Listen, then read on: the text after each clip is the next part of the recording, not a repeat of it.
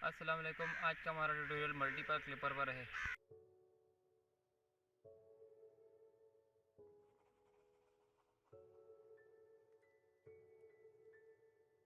Multiple clipper सीखने से पहले आपको नॉर्मल क्लिपर बहुत अच्छी आनी चाहिए। बिल्कुल कंफर्टेबल होकर आप नॉर्मल क्लिपर करें।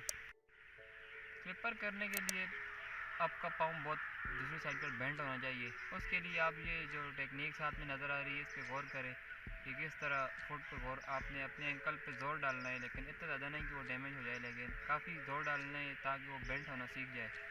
उससे इस क्लिपर में फ़ायदा मिलेगा। टॉय वाले एरिया पर क्लिपर ना करें, इस तरह बाल आगे की तरफ जाएगा। आप कोशिश करें कि क्लिपर जो है वो फुट के सेंटर पर करें।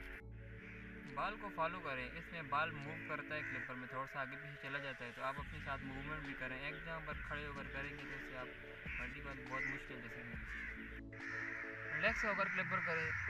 जल्दी में आप ये ना हो कि निमार की तरह फुट बाल रोक रहे हो। क्लिपर है फ्री स्टाइल ही गेंद, फुट बैक से आइए फ्री स्टाइल में। आप क्लिपर को स्मूथली पाँव को नीचे लेके जाएं, फिर ऊपर, फिर दूसरे के लिए भी इस तरह ही पाँव को नीचे फिर ऊपर, फिर कले से रिलैक्स होकर करें।